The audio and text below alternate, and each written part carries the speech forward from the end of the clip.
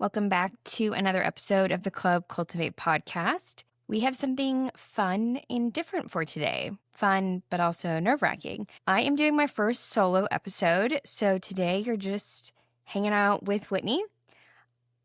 I really never wanted to do a solo episode, but I think that in the spirit of 2026 planning and me becoming very obsessed with goals and how we can achieve them, and I'm a big planner, organizer, to-do list person, and so I was going to share, or I am going to share, how I plan for my year, because with a lot of moving parts and pieces, this has become a big piece of how I run my business with more organization and a little less chaos. Because planning in my form and fashion uses Excel documents, I am going to actually share my screen during this process and show you guys a little bit of what I've built. And if anyone needs anything or has questions, I'd be happy to share that. But hopefully I can walk through this with enough context that if you are driving down the road,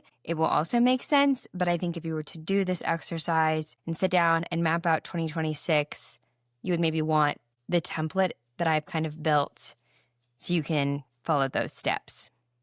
So without further ado, let's get into 2026 yearly planning. I first should start off by just saying, why does it matter to plan? Why does it matter, or why is it important to set goals? I also come from a place where I never used to set goals. I always wanted to achieve things in life and was never very happy with a lot of my success because I wanted more. And, you can always raise the bar and do better. However, the more I've done this with life and business, I think that you need goals to provide direction of where you are going. They also really help me in times of chaos or when I'm questioning things of like, okay, go back to the drawing board. When you had time to sit down and think about what you wanted, this is what you wanted. And so it helps you make decisions of like, is this going to help me keep on track to reach my goals or not? And you can change them. Obviously, like just because you put this together doesn't mean that it is the end all be all, but having a plan, sticking to a plan makes life a lot easier. And I've also noticed that, especially as a to-do list person who loves to cross things off, I think there's a little bit of satisfaction in knowing like, okay, I did this for this month or I did this for this week, and it's going to add one more brick to my bricks of building a house. So I just wanted to provide a little bit of context of why I think that planning and setting goals is super important. And today you will walk away with how to plan for the year and how we can break that down into bite-sized pieces that make your yearly goals actually realistic. So the first step that we're going to start with is a little bit of brainstorming, mood boarding, whatever you want to call it. Everyone does it a little bit different, but it's if you were to picture yourself in 5 or 10 years, what is the life that you want? I know not everyone that listens to this podcast runs their own business, but a big thing for me with running my own business and going out on my own was to make sure that I can do the things I want to do. Like, I'm not at anyone else's liberty. I control my own days. And so if I want to be successful, I need to do X, Y, and Z to get to where I want in 5 years. If I choose not to, then that's on me too. So having the big grandiose vision, and the more specific, the better. I even heard a podcast where it's like, what is it like to wake up? Like, are you a 5 a.m. girl who works out? Are you someone that you're in meetings all the time? Because then that means you're busy and you're successful and you're meeting with other people. Would you rather work from home and fit in a couple things throughout your day? Do you travel a lot? Do you have kids in a family? Like, what are those things? And the more that you can visualize it, I think the better, because having this 5-10 year plan allows us to say, okay, that's where we want to be. Now let's take a few steps back and work backwards to figure out how we want to get there.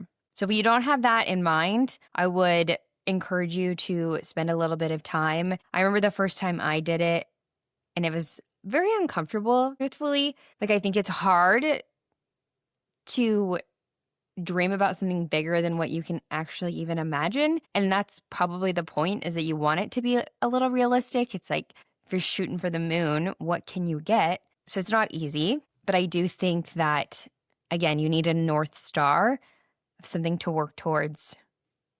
That way, for 2026, we can do all the things that you need to do to get you to that goal. So once you have the 5 or 10-year vision, the next thing that we're going to do is a little bit more tangible. You are going to put together a list of 3 to 4 areas of your life that you want to focus on. For example, mine include my commercial branding work. I have the Club Cultivate as a pillar of my 2026. I have this other aspect of the shows and events that I cover. And then another one of my big areas that I want to focus on in 2026 is social media growth. You can do this for business. You can do this for personal. If I was doing this personally, I potentially have 4 different pillars of, maybe finance, health, different things like that. And maybe you can mix and match, but right now I'm planning for my business. And so I'm going to give you guys the perspective of where I'm coming from. But having a couple areas that you want to focus on helps you realistically achieve what you want. I am the master of putting everything down and end up being disappointed because I don't get what I want. And it's because there was way too many things to do. So I think you can have maybe 3 to 5. I have 4 pillars. And I should say the caveat to all this, I don't know if that's the right word. I have built my own systems and plans, but there's one person who helped me a ton, Paige Lawrence. She put together an actual planner, and I've, like I said, built mine into a digital platform that has other things in it. But if you're ever needing professional coaching, help, assistance, she is the person that is going to help you achieve that. So I would highly recommend her and check her out. But she calls hers the core 4.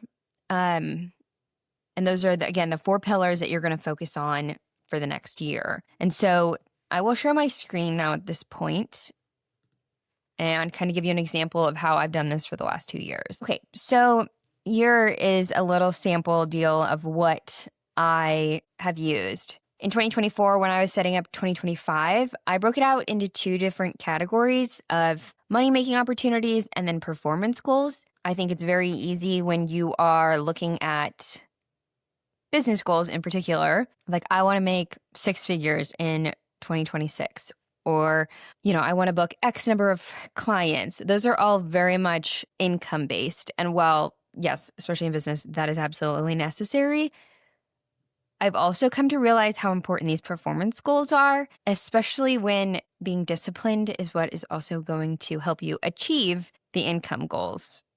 And so within my money-making opportunities, you can see I had 2 different categories of my commercial brand projects. And these were some of the offerings that I wanted to include. I also had another category under the money-making opportunities of shows and events, which again, for my 2026 plan, that is also going to move forward. Under the performance goals category, one of mine, just to list out a few as an example, was take 3 weeks off prior to my wedding this last summer. Did this happen? No, but it was a good thought. Another one was hire an assistant, create more educational guides for my clients, create automated systems for all of my different offerings. And so some of those performance goals were just the things that I needed to do. Posting consistently on Instagram. Whether or not I did it was easy to track. That's all you had to do was just do it. Whereas your income goals, there's a lot of things that go into what you're doing to make that money. And so for 2025, I did it this way. If we're looking at 2026, what I have done is take that same concept, but shift it and organize it a little bit differently. This is where I have my core 4 pillars for 2026. The first one is commercial work. And right underneath that pillar, I have listed how much I'd like to earn within this pillar. I did the same thing for Club Cultivate, my shows and events pillar, and then like I mentioned earlier, the social media pillar. Now, under each one of these pillars, I have broken down the big things that I want to do to help me achieve that income goal, or what I think would be beneficial. Some of them aren't directly tied to the income goal, but these are the things that I need to do in order to hit my main goal of earning X for commercial work. So, for example, I need to create a core offer. I want to potentially look at outsourcing editing, whether that's photo or video. This would definitely be a performance goal as opposed to social media at least 3 times a week in relation to my commercial work. So I have gone through and listed out some of the big things that I want to do within that pillar. For Club Cultivate, for another example, I said hire an assistant, launch my website, launch an email monthly newsletter, XYZ. So if we're to take a quick pause here, you need to have the 5 to 10 year vision to work backwards and say, okay, in 2026, what are the things that I need to do to help me get to my goal in 5 or 10 years? And for me, it's going to be these 4 things.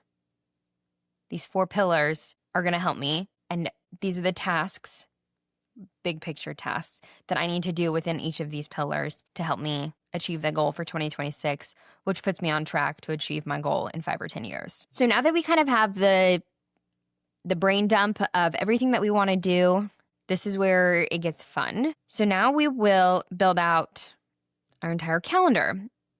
And of course, you can't completely build this out in December. But visually, this was a really big thing that helped me not overbook myself and also be realistic about the goals that I wanted to achieve. So this example that I'm sharing here is a filled out calendar, but I have every single month at the top, and on the left-hand side, I have my 4 pillars. So for my 2026, it would look like my commercial work, my events and shows, Club Cultivate, and then I also add in here for me working on the business instead of in the business. And some of the things probably overlap, but putting the tasks that I want to achieve for every month has been crucial to me actually getting it done. So now what I do is under January for my marketing commercial pillar, I put down that I want to ideally have 3 to 4 projects per month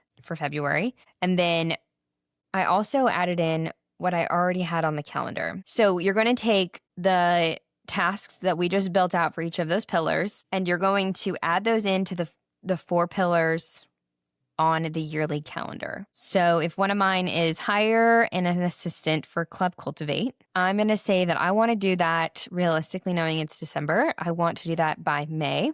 So under Club Cultivate, I would write down hire assistant or have a you can do this 2 different ways of like you want to start something in May or January, whatever you want to do, or the goal is to have assistant hired by. Okay, so you're going to go and do that with all of the tasks that you listed out for your year. And then there's 2 other things you need to add to this calendar. You also need to add any prior commitments. So if you do any weddings or livestock shows, most of the time you already know when those are going to be. And so you can put those in. So for my weddings, I list out when those are going to be: Missouri FFA Convention, California Mid-State Fair. I have all the different things. The third thing that you're going to add in is personal things. Now, if you're doing this for personal, then you might have to organize it a tiny bit differently. But as a business owner, prioritizing the things of my life was super important for me. And I want to make sure that I can enjoy those things. Whereas when I first went out on my own, I just kind of like did as many things as I could and kind of ignored that. So it's important to make sure that you place some of those big personal things, or like if you're going on a trip, or in 2025, I got married. So that was obviously a very big thing. So in my calendar for August, I highlighted the entire month and knew that anything that I took this month was potentially either going to overlap with my wedding or cause issues. I had to be very aware of the projects that I was taking on top of that month. So having it laid out visually like this made it super easy because, a year in advance, I was able to say, hey, August is pretty full. Can we go on either side? So when you have your events or your prior commitments, you have your personal things, and then you have the tasks that you need to do to help you achieve your big goals, it can go one of 2 ways. You can look at your calendar and go, hey, I have some open room. What else can we do? Another thing, which is much more of what I do, is I tend to put way too many things on the calendar and think I can manage it all, when in reality, I figured out that I cannot manage it all. So my recommendation to you would be, depending on your personality, I have taken the approach of, okay, let's maybe take a few things off. And then I have another category within my planning that says, like, if time allows, these are the next few things that I want to get done. But whatever I have on this calendar are the non-negotiable goals, tasks, events that I already know I have planned. And so it really helps you see how many things you can stack up in a month. So my summers are very busy, and it has helped me make sure that I do not overbook. So this is probably a lot, especially this portion from a audio perspective. But the main goal of this yearly calendar is to have sections of your pillars and make sure that every task associated with achieving a pillar goal has a spot on your calendar. Because if it's not on the calendar, if it's not in this monthly or the yearly plan under January, May, September, whatever the month is, then it will be missed when we go to fill out our monthly goals. So I'll pause again here and just say that first, we need to have the 5 to 10 year vision. Once we have that, we're going to take a step back and say, okay, in order for me to achieve that goal in 5 or 10 years, that life, what do I need to do in 2026? What are the 4 areas, 3 to 5 areas that you want to focus on to help you achieve your big goals and dreams? After you have those 4 pillars and have listed out some of the very big tasks associated with achieving that goal, you're going to place that into a yearly calendar along with prior commitments, whether those are events you've already scheduled, projects you've already booked, and then also personal items that you want to include. Is your brother getting married? Are you going on a cruise over Thanksgiving? What are the things that you know ahead of time that you can put on this calendar to set you up for success? Once we have this, we're going to move into monthly planning. So what I do is for January of 2025, under my marketing pillar, I had finish the dairy unit video and finish marketing guide. So I created a tab on my Google Sheets that was titled January, and I broke it down into the 4 or 5 weeks of that month. And under each week, I had my pillar. So for marketing, I went in and I added the big tasks, events, prior commitments that were on my yearly calendar to this weekly schedule under the month of January. And I apologize if this is difficult to follow again. I'm trying to do my best to talk about it while I'm also walking through the steps. But you use that 2025 or that 2026 yearly calendar to first, those are like the big rocks. You need to go put those under each week.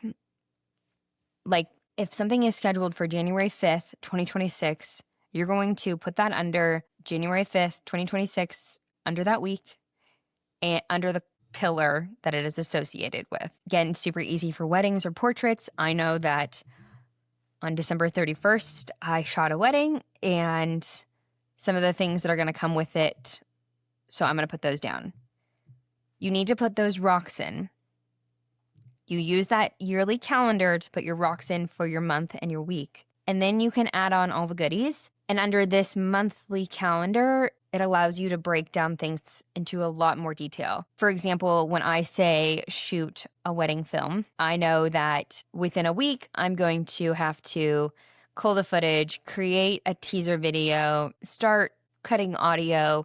Like there's a million things that I need to do from day one of shoot the project. I have figured that out enough that I don't need to write every single step out under my week. But in the beginning, it was helpful to list out all those tasks because what this does, again, is help you see like, oh my gosh, I have like 10 rocks.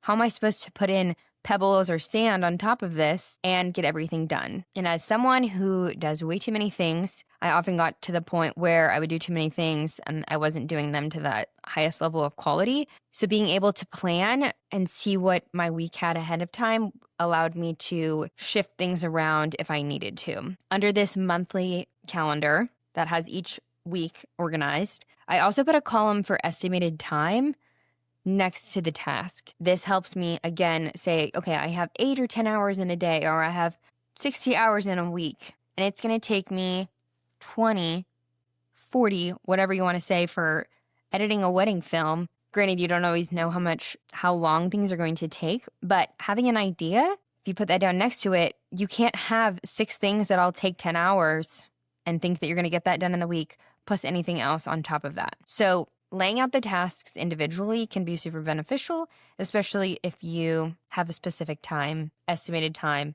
in conjunction with completing that task. Here's another way that I have kind of shifted this out visually for my monthly focus goals. So the example I'm giving here on screen was for October of this past year. I added some questions at the top of this of what went well in the last month, what do I want to do better, different things like that, and then how can we adjust for the upcoming month. I'm not very good at answering some of these reflection questions, but I put them up there so that way at least I think about them. But then I broke it down again by week. So the week of October 6th through the 12th, October 13th through the 19th, October 20th through the 26th, and October 27th through November 2nd.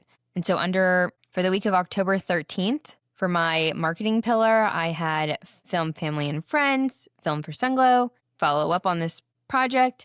And these were all things that I had taken from my yearly calendar and then added on as the year went along. Finish a wedding, different things like that. And sometimes I assign dates. Sometimes I just put them for the specific week. When I have a shoot, a date is normally assigned to it, but everything else just gets put on there, and I will explain what I do in the next step. But like for the week of October 20th, I knew that I would be helping at the World Hereford Conference. So this week's completely blocked.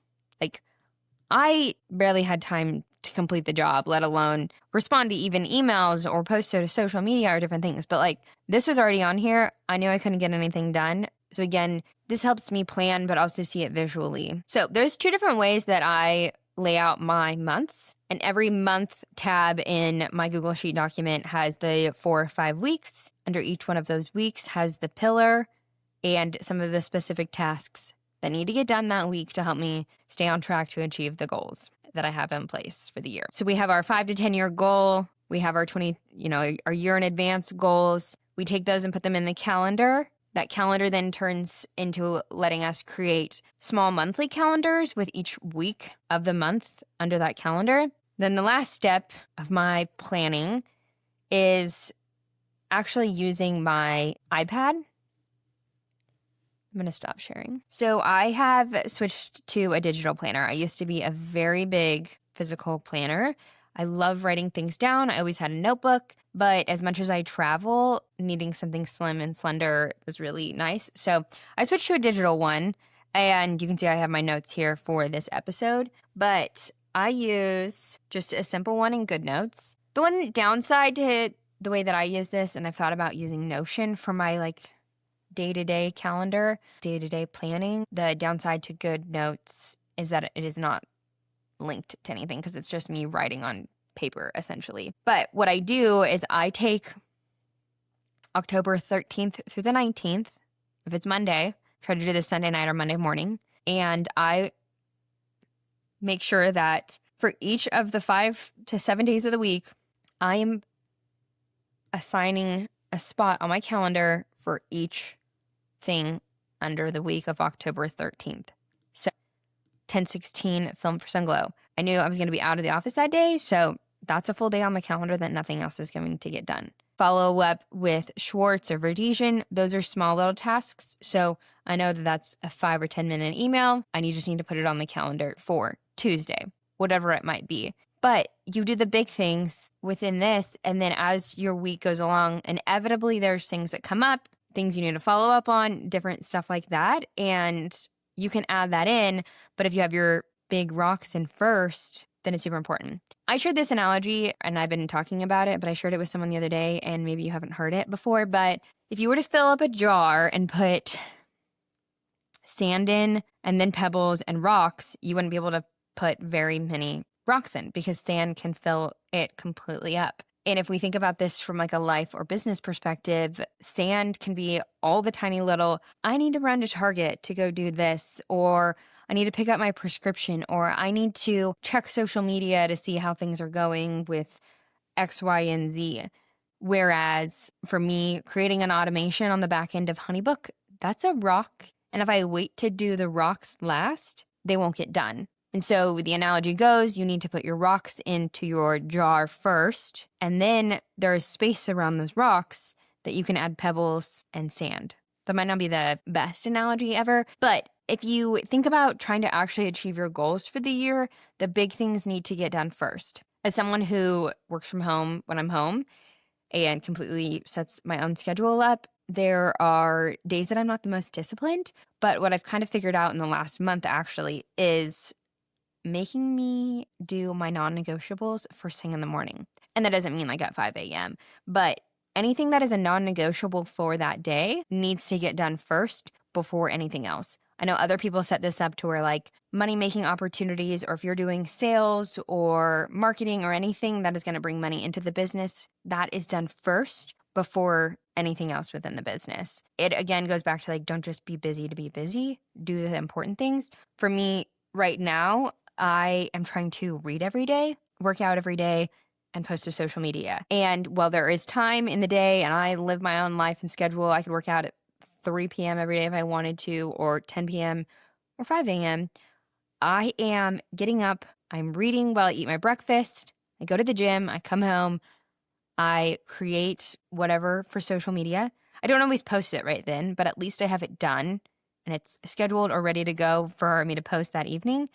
And it is such a weight lifted off of me because I know it needs to get done. And as things go along in your day, especially as a creative, timing of projects can be all over the place. And so getting those big things out of the way can be super beneficial for you to have successful days, feel productive, and stay on track to achieving your goals. This was probably a lot. I tried to lay it out in a way that could be followed for all the people listening via audio. I am also, fingers crossed, going to launch a YouTube page for Club Cultivate. So I'm putting this out into the world to make it happen, but we can share this video since I screen recorded. And if anyone wanted to follow along, or like I said earlier, I'd be happy to share a little bit of what I have built on my Google Sheets as a template for anyone else to build off of. And again, if you are looking to achieve really big things in the next year, I could not recommend working with Paige Lawrence anymore. Like, she is fabulous. She was an Olympic athlete, and so she definitely knows everything about creating the perfect plan to achieve the goal and reach your dreams. And so she was instrumental in helping me figure this out a couple years ago. And I have obviously turned this into my own deal. But it's super important to have goals and stay organized and do your best when you're working with clients. And so hopefully some of these steps that I've shared can help you do that. If you have any questions, again, please don't hesitate to reach out to me. But I wish you the best of luck in planning for 2026. And we will be back in 2026 with more Club Cultivate episodes. Thank you so much for all the support and love. If you have any recommendations on who would be good for the podcast, I would love those. Please reach out to me, DM, anything. We are always looking for feedback and suggestions, so I'm happy to take any of those. But with that, happy holidays, Merry Christmas, and cheers to the new year.